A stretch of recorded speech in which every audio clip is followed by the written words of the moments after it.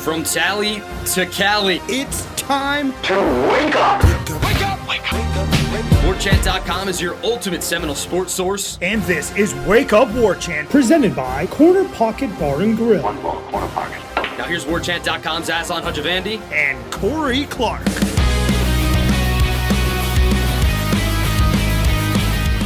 Wake up! What is up, everybody? It's Wake Up Warchant, presented by Corner Pocket Bar and Grill. Coming up on today's show, deceptive depth chart, who has the game records on the defensive line, and are we not talking enough about culture, at least when it comes to the other team?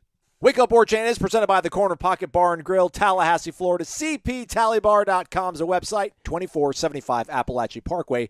Physical address. Go check it out. Today's lunch special runs all day long, so I don't know if we really can call it a lunch special because it goes all day, not just lunchtime. It's Taco Tuesday, everybody.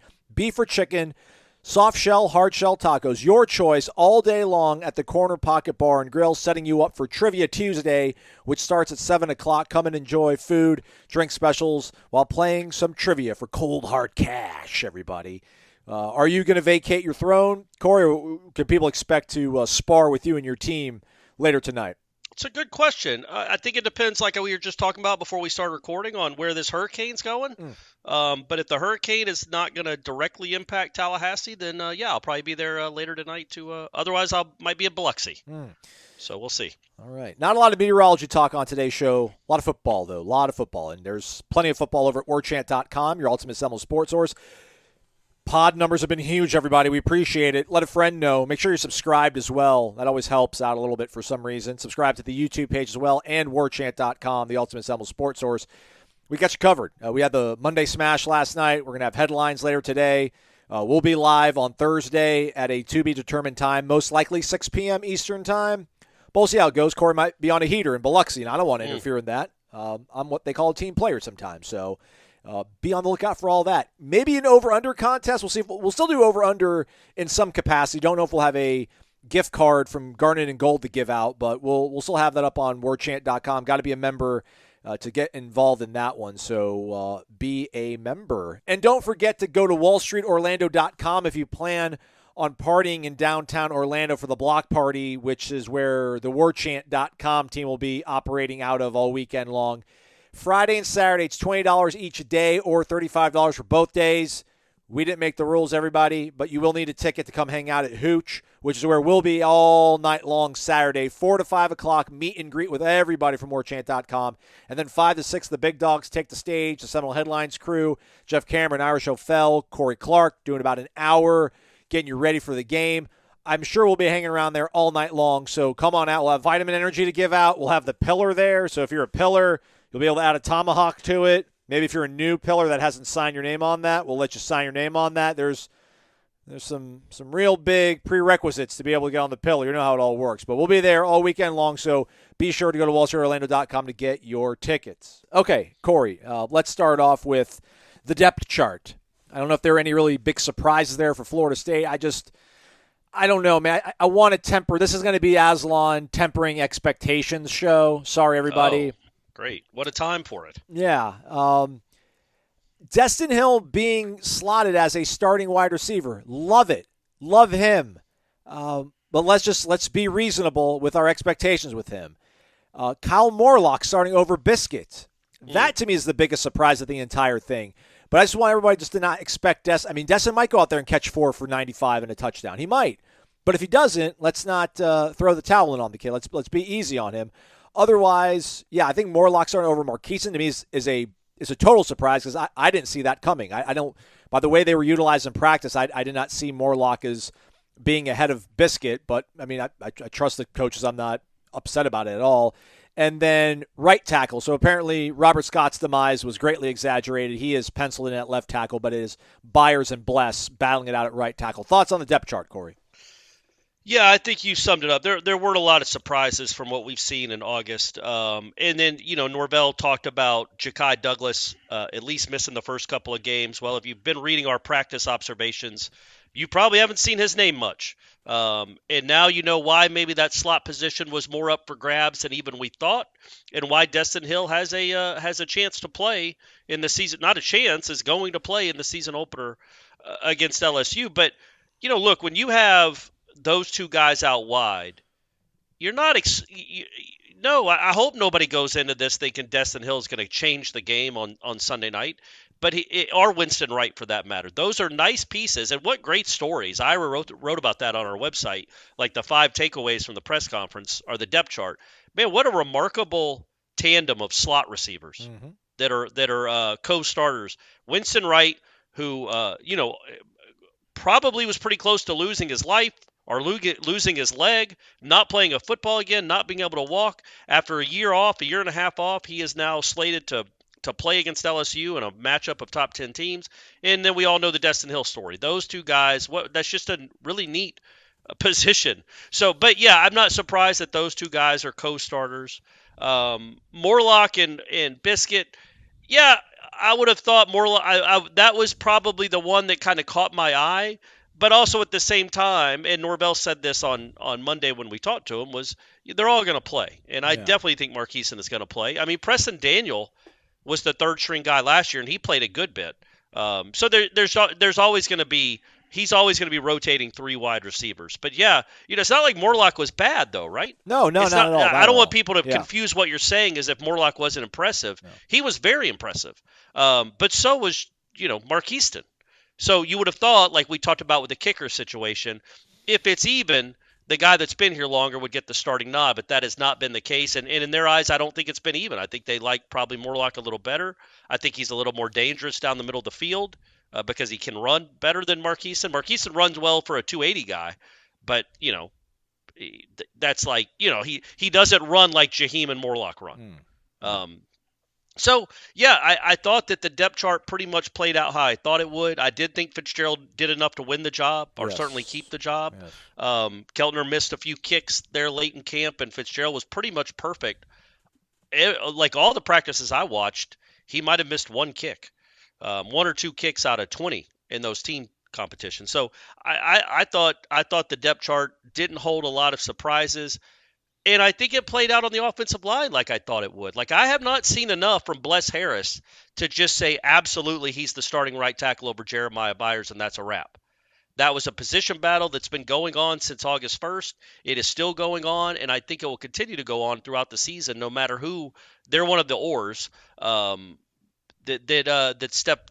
starts on Sunday. Doesn't mean they'll be starting against Clemson. By the way, there's 13 first teamers listed on the offensive side of things. So they've got 3 wideouts, they've got 2 running backs, they've got 2 tight ends listed as like starters. Yeah. So that, again, Morlock might not be as far ahead of Douglas as it would appear on this piece of paper. And I'm not trying to downplay his contributions this offseason, just want to kind of clarify some of that. Also looking at the fact that Akeem gets an "or" by his name with Kevin Noles, that's a bit interesting too, I think. But again, they'll all play at some point this season. We just hope that first team obviously does enough to keep things going strongly. And then Fitzgerald, as you mentioned, had done enough to hold on to that job. Good sign, I guess, right? That he was able to hold on to despite being pushed by a transfer, Corey? Oh, absolutely. I mean, there was real pressure. Place kickers, especially guys that have kicked for, is this his 4th year now? That have kicked for a long time and have made kicks and been a part of the program, to actually have real competition and pressure going into like whatever your redshirt junior year is pretty uncommon. So, yeah, I think it's a real good sign that he held on. Like, he kicked better this preseason than any other preseason we've watched him. I'm telling you, folks, last year around this time, I was not confident in him at all. And it bore out when the season started, but he was it wasn't just that he was missing kicks, folks, in August last year. Some of them got 8 feet off the ground. They'd go straight left. They weren't close. They didn't look like competitive college kicks. He does now. He's been very good. I'm not just saying that because he won the job. He's been very impressive. And I think, I know he went back to the 3-step dealy-do, but I also think bringing in real competition helped. He had to. If he goes out and misses 2 in a row, well, all of a sudden the race is even. Like, you've got to dial in and focus. And I do think that helped, that he had competition. And Keltner was not bad. It wasn't like Keltner, when he missed, he'd missed by 25 feet or he'd kick it straight left. Like Keltner is a good kicker too. He's a capable college kicker. So that was, I mean, it was a really fair, I thought fair and good competition. And I do think it came down to the final week. And I just think Fitzgerald was let's say Fitzgerald made 92% of his kicks. Keltner probably made 85% or 88. Like they were close. Yeah. But again, to knock off the champ, you got to really, you've got to decisively win. And Fitzgerald, it wasn't just a tie. I think Fitzgerald was better in August. It wasn't just like, you didn't do enough to take it from him. Fitzgerald did enough to win the job. Like, he won the job. You know what I mean? It wasn't that Keltner didn't take it from him. Fitzgerald was very good in August and won the job. Now, it really starts on Sunday. So hopefully he can pick up where he left off for most of last year, the end of last year. Thoughts on Fabien being listed atop the depth chart in the Orr situation with he and Joshua Farmer? Well, look, as Norvell pointed out about last week when he talked about Fabien, he's ramping up. He's doing more each day in practice. Fabien will play. I can't imagine he's not going to start. But those reps will be limited with all those guys.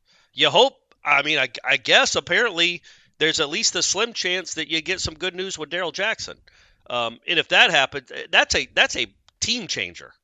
If Darrell Jackson somehow gets this waiver back because they give the waiver back to the North Carolina kid, if they do that, I don't know how they could keep it from Darrell Jackson. But yeah, I think that Farmer and Lovett will rotate a good bit. Fisk, high motor kid. Fuller was very complimentary of him on Monday when I asked about him. But yeah, I think those three. Who's the fourth is the real question. That is the real question. Who was? I don't even have the depth chart in front of me. Can you? Who was listed behind Fisk? Briggs. Right, that makes sense. Yeah. So you got four, experienced guys, really experienced guys with Fisk and Lovett. Briggs and Farmer played some football in this program, so you feel pretty good about that quartet. Not as good as if Briggs was replaced with Darrell Jackson, but no offense, Dennis, but Aslan and I have seen the practices. Darrell Jackson's an offense wrecker, but those four, I think they did the same thing honestly with Greedy Vance and Jarian Jones. Correct. Yes, they did. Like Jarian, I think Jarian has become such a leader for this team, much like Kevin Noles, by the way, that I think it's almost like a reward for guys like that to say, yep, because you are so important to our team and you are such a leader, we can't have you being second or third string. We want to list you as a co-starter because you carry yourself like a starter and you are important. At least, I don't know how much they're going to play on Sunday, but from Friday to Saturday, they are very, very important, or Saturday to Friday, whatever, are very important to this football team because of their leadership. And so I think that had something to do with those two guys being listed as Orr. I would not expect. I would be surprised, let's say, if Kevin Noles started in place of Akeem Dent. I want to dive deeper into the defensive line sort of talk here, but first I want to shake it. I want to take it. And if you come out to Hooch on Saturday for the meet and greet, we'll have plenty of vitamin energy to give out to you. So we're going to give you a free promo code, Warchant BOGO, BOGO, buy one, get one free. But if you want to try it before you buy it, you can do that too. Just come hang out with us. I'll probably not have a bunch of the Vitamin Energy Workout Plus Sour Apple out there because I really, really like it. But I'll bring a couple. Maybe I'll give it to a pillar. I know Ray said he wants to get down with it this weekend, so I'll allow him to indulge. But we'll have plenty of options for you to try out. Hope you show up. Vitamin Energy, though, as you know, is energy with benefits. It's got the vitamins. It's got the energy. 260 milligrams of all natural caffeine. No sugar. That's the game changer here. No sugar. So no sugar crash, which is what gets you all out of kilter when you're taking anything else. So you'll change once you try the Vitamin Energy. I'm almost sure of it. So go to vitaminenergy.com. Use the promo code WarChampBOGO, B-O-G-O, and get one for free when you buy an item of equal or lesser value. vitaminenergy.com. Energy with benefits. All right, Corey, so this is where I just want to temper enthusiasm. I might have been at, take the Noles straight up. Now I'm like, I'll take the 2.5 points just in case. Just in case. Listening to Brian Kelly's press conference, I think a huge part of my optimism for Florida State, I just thought this offensive line has now reached a point that we had not seen in such a long time, and obviously that affects the way that Jordan plays, and we know Jordan's the trigger man behind all this, but I just felt like LSU did not have neither the depth nor the dynamic talent on their defensive line to really give Florida State enough strain and stress for 60 minutes of the game. But it might have been something that I underestimated. I want to play the soundbite from Brian Kelly from yesterday when talking about his defensive line, not having Mason Smith. But I think it sounds very optimistic, very not hopeful, kind of like I know I'm going to be all right there, which makes me a little bit nervous at this point. But we'll go ahead and let Brian Kelly spell it out for us. Yeah, now let's be clear. I mean, we would love for Mason Smith to be playing in this game. He's an outstanding football player. But we really are pleased with the growth and development of our defensive line. Guys that we haven't talked a lot about, Jefferson has been outstanding in camp. We think he's physical, plays really strong at the point of attack. He's got a lot of experience at playing at West Virginia, and he's going to be a really good football player. Guillory's been outstanding. He's first step quickness, his ability to gain penetration. He's going to be a handful. And Lee has been probably one of the surprises. The transfer from Florida has probably been one of the surprises of camp for us. He didn't have a great spring. He worked harder in the weight room, and he's done a nice job, for us in terms of adding to the depth of that defensive tackle position. See, Corey, I just didn't think they had neither depth nor like the amount of talent that you would expect from a team like LSU, but seemingly they're kind of in a similar maybe boat as Florida State. I think Florida State's talent is better, but I think they're going to ultimately both be relying on three guys on the interior. Jordan Jefferson came from West Virginia. He graded out in the high 60s last year. Guillory's a guy that's been there. And then Mekhi Wingo, who transferred in from Missouri the previous season, he's, maybe their bell cow, but I don't know if he's like Fisk level. I mean, Wingo's their guy, but I don't know if he's as good as Fisk. But nonetheless, like if they've got three guys on this interior that are going to be able to create enough kind of havoc, that's where it creates a little bit of my concern, I guess. I mean, have you expected LSU, because they're LSU, to roll out dudes there no matter Mason Smith couldn't line up or not? Or hearing Brian Kelly talk about these guys saying that they've been outstanding, does that maybe give you a little bit of pause for just how tough it'll be maybe to establish the line of scrimmage for Florida State on Sunday? No, I mean, I never expected this to be like the Miami game from last year where you're just going to steamroll them. LSU's got too many guys for something like that to happen. And frankly, I think they're too well coached for something like that to happen. But no, listening to him, that doesn't change much. He's mentioning guys, that's two guys, right? The Lee and the Jefferson kid that haven't played any football for LSU. Right. And again, Jared Verse hadn't played any football for Florida State until last year either. I get it. I don't think these guys are that caliber. I don't think they're game changers. I don't think they're Mason Smith. So again, not only do I think they're losing their best interior guy, somebody else that wasn't supposed to play, they can't just rotate three tackles the whole game against this offense. I mean, they'll get, Roddick is a huge dude. Maurice Smith and Washington and all these other guys, Demetri Emanuel, they will lean on these guys for 4 quarters, and they're big boys. And again, like I said, they're all old, they're men. So I just think that I can't imagine you can just roll with 3 defensive tackles against this front and be still going strong midway through the third quarter. You'll be gassed, you'll be exhausted, and you'll be on skates, I think, personally. So they're going to have somebody step up and play that 4th defensive tackle spot that they weren't counting on. And he won't be as good, clearly, as Mason Smith. So I think the way you heard Kelly, it's odd that he almost seemed surprised. Like, yeah, these guys are kind of better than I thought, which means, okay, they've come a good ways, probably, if this isn't coach speak. But again, it's not, maybe they're not quite what we think of when we think of those rabid, ridiculous LSU defensive linemen from years past. They're solid, they're good enough to play at LSU, but maybe not like first or second day NFL draft pick type guys. Yeah. And then on the edge, I mean, Fabien Jones is built ideally, but hasn't really had a lot of production. I mean, I don't think he had any pressures on him. I think he played 25 snaps against Florida State. 8 were in pass rush situations, no pressures against the Noles last season. So you obviously feel good about that. And then they got the transfer from Texas, Ovi Ogufo, who, wasn't all world. I don't even know if he was all Big 12 last year. So that's, part of where some of that optimism comes from. I think they'll be able to hold up well on the edges. Hopefully on the interior, Florida State can maintain, because just listening to the way that Brian Kelly talked about this game and his team, it just, not that I ever thought that LSU was going to come in and try to finesse Florida State. But if they really do try to muddy it up and make it like a really physical contest, then that, whittles the game down to maybe a couple more plays that are going to really hinge how this entire thing goes. Because I know I made it sound like I never thought that Florida State was going to romp all over LSU. Still think Florida State's going to win. I would probably have been take them straight up. But again, I'll take the 2.5 points just in case. But that kind of, makes me a little bit more concerned maybe than I was, 24 hours ago.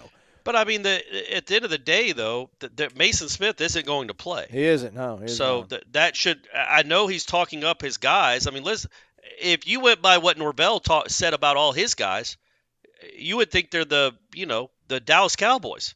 Or that's not a great example. They don't ever win. The Kansas City Chiefs. There you go. These coaches talk up their guys. I do like that Kelly just calls them by their last name. I like that play. Mike, why act like you're close to these kids? We know you're not, Brian. It's fine. That's your personality. They're not coming in and putting their arm around you and telling you how much they love you. You're there for a reason. They're there for a reason. It's transactional. But, yeah, I don't think I've ever heard Norvell call one of his players by their last name. Ever. Oh. And he just did it twice in 25 seconds, which I just thought was awesome. Yeah. The great part was earlier in the press conference, he was asked about kick returns. Like, yeah, we got two real dynamic guys that we feel good about. And he named his running back, and then he's like, and then who's my other dynamic guy that I like a lot? And they're like Aaron Anderson. Yes, he's like, yeah, Aaron Anderson. He's like, oh, y'all know how dynamic he is. Yeah. And it's like, oh, all right. So I get it. It's fine. I'm not going to judge him on that. What they don't have, though, again, on the edge, they do not have what Florida State has. I know they've got Harold Perkins, but Harold Perkins seemingly sounds like he's going to play more of a kind of maybe traditional inside linebacker spot. But this was Brian Kelly's response. Core, I'll play it for us now here, too. When asked about Jared Verse and maybe the challenges of facing him and maybe comparing what he does for Florida State to what LSU thinks they can get out of Harold Perkins. You have to game plan for a player like that. So within your offensive structure, you're thinking about, okay, we're on the left hash. Where is he? Is he on the right hash? Is he on the left hash? Is he to the field? Is he to the boundary? Are we sliding that way? Are we leaving the tight end to the field? Do we have to motion? So there's a lot more that goes into, just calling a play. You have to be so much more specific. Look, you're going to lose 5 or 6 plays on an average this year, it looks like, with the clock running after first downs. And so if you have to be a little bit more specific to find a Jared Verse so he does not ruin a play, then that's what we're going to have to do. And when we get into games where there is a game wrecker, and he is a game wrecker, you're going to have to be more specific. And if that means we got to slow things down, if that means we have to huddle, yes, we know how to huddle. We still know how to do that. If we have to do that to communicate where those guys are, we certainly would do that too. So, I mean, Harold Perkins, I have all the respect in the world for him. I just don't know how they'll be able to utilize him as kind of plainly as Florida State can with Jared Verse. Like, we know what Jared is. We've seen Jared do it for an entire, well, maybe as much as Harold Perkins has, but just the way we've seen him in practice, just in the scrimmages situation. You talked about the fact they had to kind of maybe keep him on a pitch count so he could actually perform well at practice. Jared is like that. I don't know. Can we call him an X factor when we know he's like a projected first-round pick? He might be the highest drafted guy on the field, but can he be considered an X factor just because Brian Kelly just went into detail about how many things they'll have to go through mentally checklisting before they snap a ball because of number 5? I guess I don't know the real definition of X factor in that context. I will say he is a huge factor, whether we call that X or Y or H. Z. Yeah. H factor. H factor. Look, man, what you have to have in games like this when you are so evenly matched, and why I keep coming back to why I feel like Florida State is in a little bit better position to win this game, not much, but a little bit better, is you've got to have some guys that just make wow plays, that just go win you a drive. Like it's 3rd and 4, and Jared Verse runs down Jaden Daniels from behind, and now it's 4th and 11. Like stuff that not other normal teams have. Florida State has at least one of those guys on the defensive side, and I'm going to guess 3 or 4 on the offensive side. I think LSU probably has 2.5 special guys on offense. I like their tight end. Jaden Daniels running the ball is special, and then Malik Neighbors is a good receiver. But, Florida State has 2 dynamic, game-changing receivers and a proven running back that can go for 150 in a game, plus the better quarterback. And so I just think that Jared Verse is one of those guys that, like he did last year, like if they don't fumble the stupid ball at the 2, Jared Verse might have won the MVP of the game. Like he was great in that game. So was Fabien Lovett, by the way.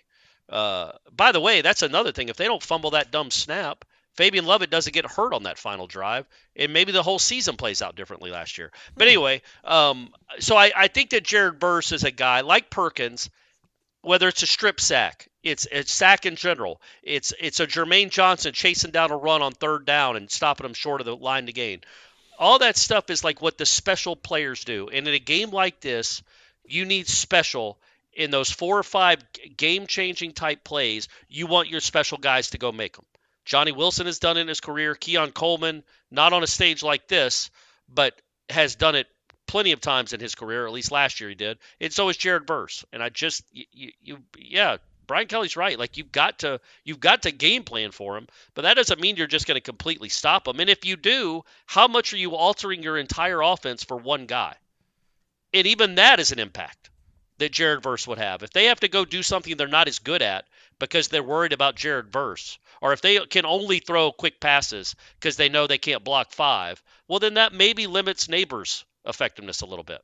So we'll see. I think that, again, I keep coming back to Jared Verse, especially watching him Saturday night inside Doak. You're just reminded, like, oh, yeah, there's not going to be many teams or any teams that are going to be able to block him consistently one-on-one. So somebody's going to have to rotate over, taking somebody else out of the play. And then also Patrick Payton gets one-on-one, or Braden Fisk gets a one-on-one. It's just he's going to have such a huge impact this year if he can stay healthy. Do we not expect Florida State to treat Perkins the way that Brian Kelly is going to treat Verse? I mean, yeah, it's hard though, right? If he's going to be more of a stand-up or in the middle of the field, like it's easier, I think, to like kind of run away or try to negate a dude that's on one end of the line. It's much more natural to identify like the Mike linebacker, or like to point out the linebacker, as opposed to like, hey man, like tight end, get over there, make sure you get Verse chipped on this play. But also, like, what could you do? Like, you know what I mean? Like, it's not like if you see Harold Perkins like threatening to blitz right up the center, you can't change a protection to where the tight end comes over. Right. You know what I mean? Like, it's just I don't think you can negate him as much if they're going to stand him up, but I don't know how good he is at all that stuff. I know he's a freak of an athlete, but I feel like most of last year he was doing a lot of his sensational stuff coming off the edge. And if he's just lining up to come off the edge, you can game plan for that. But if he's standing in the middle of the field or being a spy, which quite frankly, man, if they make him a spy, I think that works really into Florida State's favor. Yes. The one thing is, he might be fast enough that if things break down and he's like, okay, he doesn't have anybody, and he shoots the gap to come after Jordan, he might be the only player in the country that spies Jordan Travis that can run with him. And Jordan just can't run around him. So that might be a little different. But, yeah, if you're taking your best defensive player and kind of just putting him in the middle of the field to make sure the quarterback doesn't run for a lot of yards, that absolutely helps Florida State. Because, that's one less player you have to worry about blocking. MyBookie.ag. Bet anything, anytime, anywhere over at MyBookie.ag. Be sure to use the promo code WARCHANT when you sign up for the first time, because that will give you an instant cash deposit bonus. You can use that cash deposit bonus to bet on futures, to bet on games coming up this week, to be inside the live casino they have. Use it anywhere you'd like over at MyBookie.ag. Florida still getting 6.5 from Utah. I did a little research on that, Core. I think Cam Rising's got a shot. They asked Kyle Whittingham, what's the timeline or the deadline? He's like, about 10 minutes before kickoff. So that sounds to me like a guy that's, going to trust his quarterback that's played countless games for him to be ready. Still don't know if I want to give out 6.5 on it, though. But at least, we can hope that Cam Rising will play so that Florida loses and puts us in a really good mood as we head into Labor Day weekend and hopefully dodges Hurricane as well. As I said, Florida State getting 2.5 against LSU, 58 points total. Any thoughts on those two any different than maybe a week or so ago when I asked you about things, Corey? What? Say that last part again? 58 total points, LSU, Florida State, the over-under. Oh, man. So last year it was 24-23, and I think both teams left points both teams missed field goals. One missed an extra point. I don't know if you guys remember that. Well, I got blocked. They didn't miss it. It got blocked. That's true. That's right. It didn't miss Shaheem's hand. No. I would say, or if I was Brian Kelly right there, I would have said it didn't miss Brown's hand. I would say over. Ooh, okay. I think over, but I'm not very confident in that. I just think you're looking at I don't know, man, like a 33-30 type game. Okay. One way or the other, 33-30. Don't tell me how they got to 33, but you're looking like somewhere in that range. I was going to say 30-27 puts you at the under, maybe 31-28.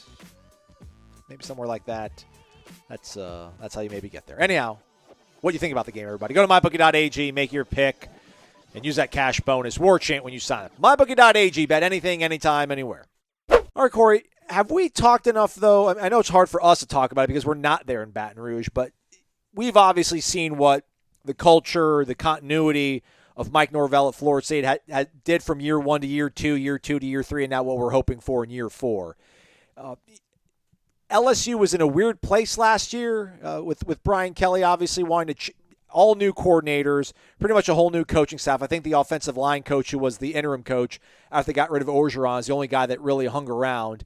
There was all sorts of stories coming out of Baton Rouge about the dysfunction in the LSU locker room before Brian Kelly got there because all the stuff that was going on in Orgeron's personal life was bringing into the facility. So, I mean, the fact that they're one more year removed from that, I know it's really kind of hard to quantify, but maybe that's why this line is so tight and maybe why LSU is favored because there was belief that, Brian Kelly's track record in a year or two thing can kind of give them a little bit of a bump. Is that something that we're maybe not factoring enough? Because the thing that he said that stood out to me was that he was asked about Malik Neighbors, who I think he might have suspended after the bowl game, maybe sometime in the spring, either got suspended or had drawn the ire of Brian Kelly publicly.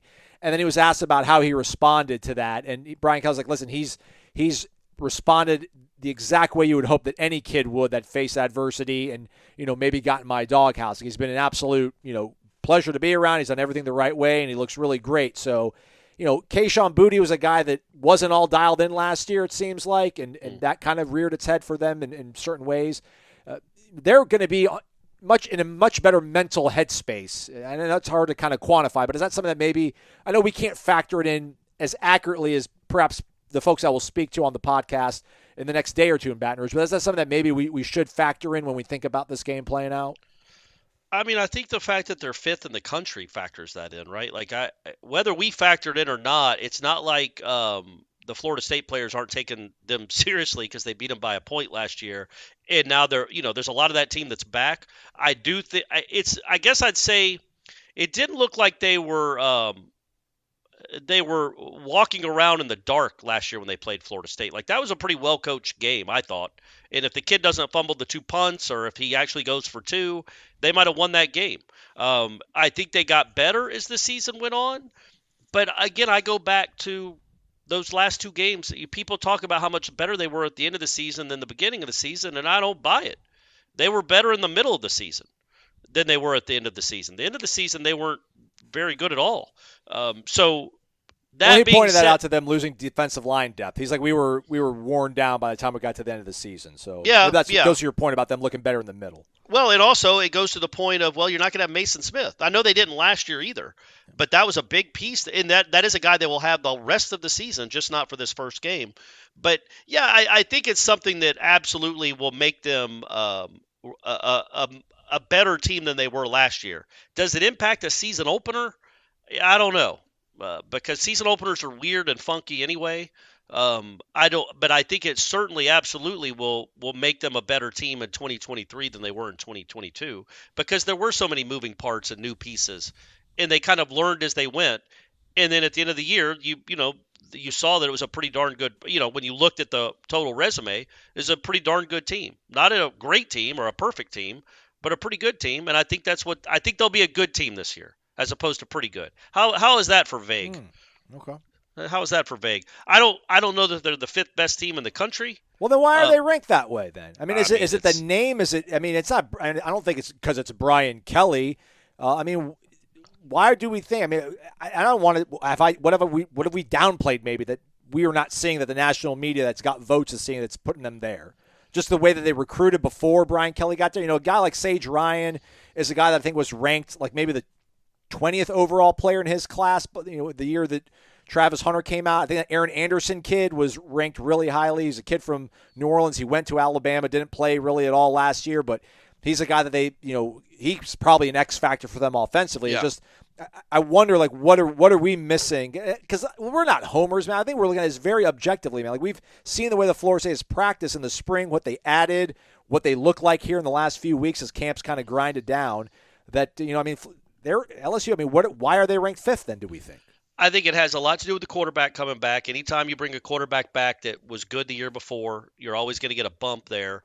A lot of their guys were young. That tight end, that true freshman tackle, those guys will be better, and they're going to be NFL guys. He's their number 7, by the way, Corey. So number 7 in Baton Rouge goes to a playmaker. I think like Leonard Fournette's worn it. Tyrann Mathieu wore it. Yeah.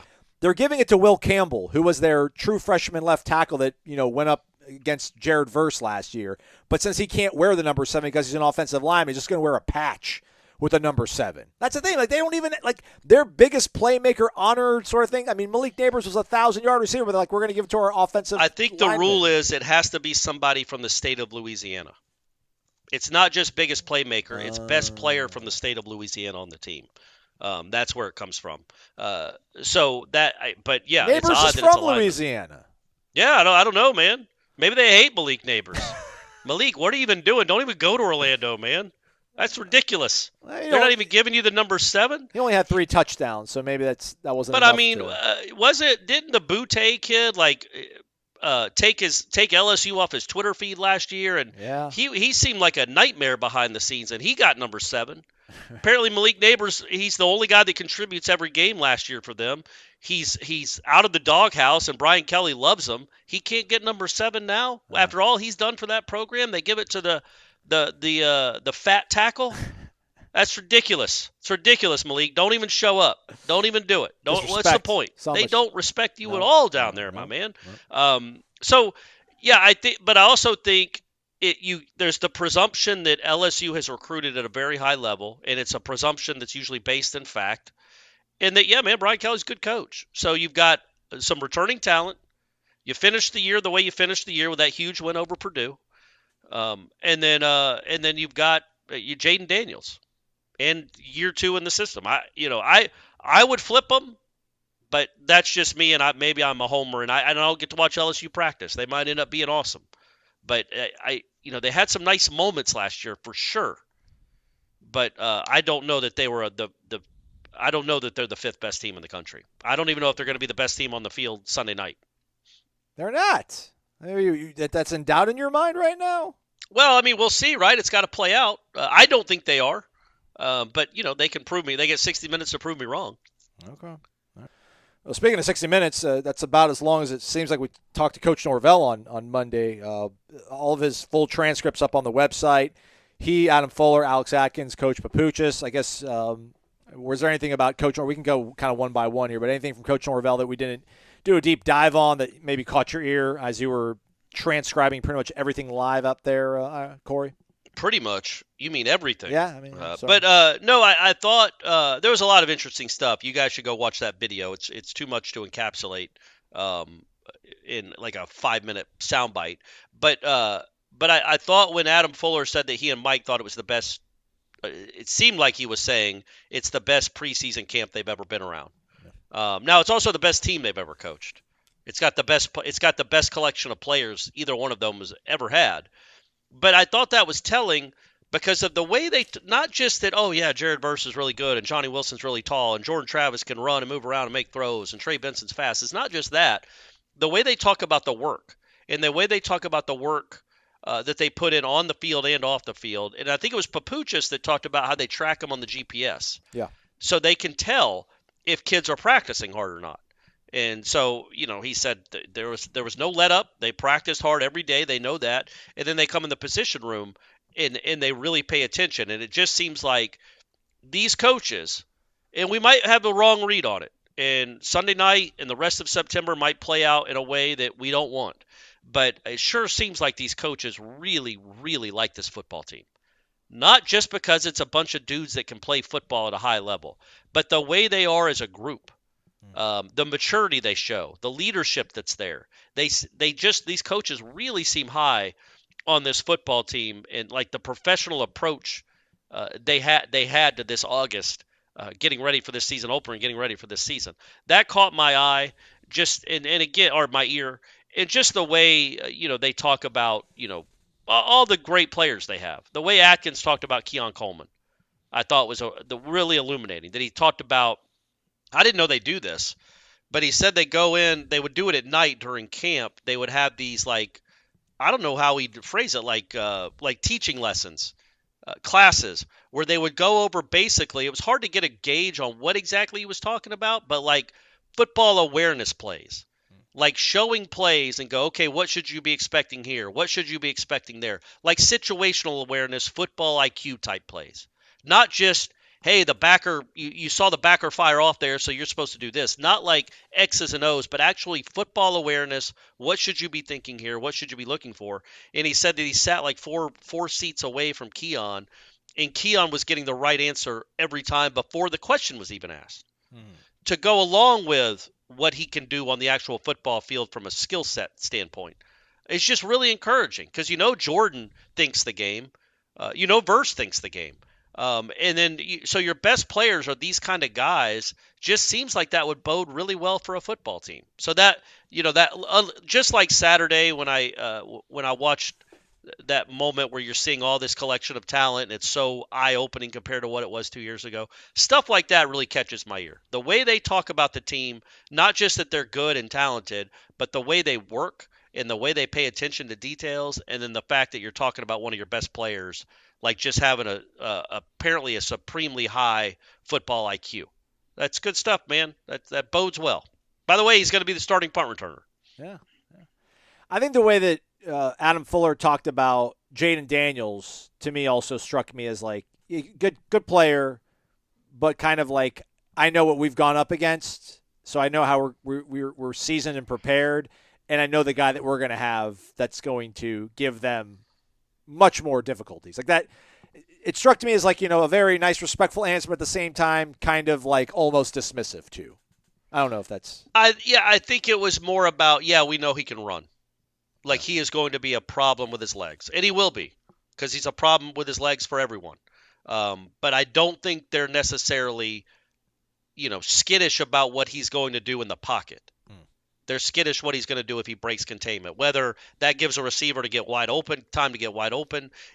In rhythm, on time passing throws by Jaden Daniels aren't going to be probably a huge factor in this game because that's not what he proved himself to be last year. And he might take a Jordan Travis-esque jump from 21 to 22, but it's like, man, Jaden Daniels has played what has he played? He started like 45 games.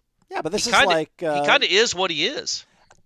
It's a fair assumption, but I think maybe he's in a different place. Like this is like continuity that he hasn't really had in his career. Yeah, that's true too. That's a good point. And maybe he had some playmakers in Arizona State his freshman year, but like Ayuk, who plays for the Niners, and Benjamin, but I don't know, maybe Neighbors and Mason Taylor at tight end. I don't know who that second receiver. I know Mason Taylor might be their second leading receiver from the tight end spot, but I don't know if like Aaron Anderson's going to be able to step up and be that. He's like 5'8", so he's not like this huge target. And if you put Renardo or Greedy or Azarie or Fentrell, they're going to match up pretty well because they've gone up against Keon, they've gone up against Johnny all week long, so all year long, all preseason long. So yeah, I'm back. I'm good. Maybe I'll give the 2.5 away. Maybe I'll still take him straight up the Noles, but we'll talk to either Shea Dixon or Matthew Bruni again from the Bengal Tiger. Maybe not the next time that we talk, but the time after that. We'll do Renegade Express somewhere here, everybody. But we'll get maybe their thoughts on it. And I don't know, you asked me about Fisk, and you mentioned at the top here, but just I think the way that Adam Fuller talked about Braden Fisk maybe validates you and I putting him at whatever we put him on our preseason top 40, like number 9 or whatever. Just he's elite. He has a legitimate chance to be elite. Like he's not going to be a very good college football player. I think he has. That's his floor. I think his ceiling is an elite college football player. His floor is like very good. So they're in a good place with him. Yeah, I agreed. They have that's a pretty good trio they have at defensive tackle. Again, if they could get Jackson back somehow, that would be maybe the best quartet of defensive tackles in the country. Fisk is the real deal. Destin Hill is the real deal, but as like Aslan said, don't expect 100 yards in his first game, but watch the improvement and the progression over this season. Remember, he's a freshman. The fact that he's already in place to start, he is going to be a pretty big-time player for this offense in his career. He's the real deal. Keon Coleman is absolutely the real deal. And then Fisk is too. Like they hit, as Ira wrote in his story on the website, they hit on all these transfers, man. They're all going to start or they're all going to play. Maybe Byers doesn't start. I don't know. We'll see. Keandre Jones is on the 2 deep. Roddick is starting. Byers is on the 2 deep and might start. And then you have Cypress is going to start. And Braden Fisk is going to start, and Darrell Jackson would play a ton if he was eligible. So they did really well in Keon. So they did really well in the transfer portal for sure. But we knew that already, didn't we, Aslan? Yeah. I mean, he was asked about it, so he didn't volunteer, but he was asked about Darrell Jackson. Did that answer leave? I mean, it left the door open. Like I thought the door was closed, not maybe slammed shut, but it definitely felt closed. It almost feels ajar. The fact that Norvell entertained the question and didn't just say, well, look, we're hoping that we get good news, but we have no reason to believe. You know what I mean? Like he did bring up, number one, how he always stops himself from really going off. But the fact that, they changed that rule to try to limit 2-time transfers on January 10th.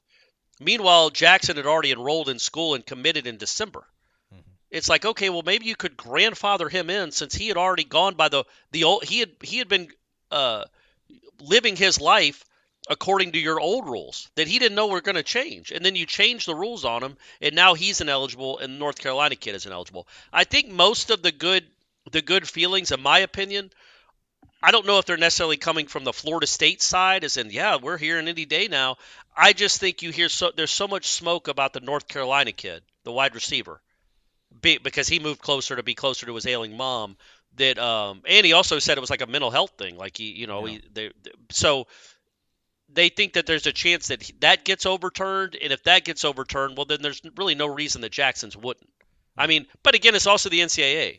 They do a lot of things that don't make any sense. But if you're going to overturn one, which people seem at least pretty upbeat about in Chapel Hill that might happen, then you would think the one in Tallahassee would happen too. And as Norvell said, they're certainly practicing them every day, and they do. He's not on the scout team, and he's staying ready. I thought the fact that he just didn't shoot it down, but he gave a little bit of hope and like we're still awaiting word, and it like made it think that, okay, it's at least a possibility, not a probability, but maybe a possibility that he can play this year and maybe play on Sunday. They rule quick enough. All right, let's go to practice, Corey, shall we? Let's do it. I can't wait to see you. All right, we're going to go to practice. The thread might be up for another hour or two, the Renegade Express, so I think we'll maybe post it on Mondays, and then we'll get the questions in, and we'll record it on Tuesday for you folks for your Wednesday program. So that's how the schedule will work out. We'll be live Thursday. We'll give you a more firm time when we get a more firm idea of where this Idalia? E-Dale. I think it's E. It's a long E. Okay. Yeah. All right. When we figure out where that storm is going to track. So stay connected to warchant.com in the meantime. Headlines coming up 1 to 3 o'clock. Everything you need to know over at warchant.com. He's Corey. I'm Aslan. Thank you for listening to Wake Up Warchant, presented by the Corner Pocket Bar and Grill.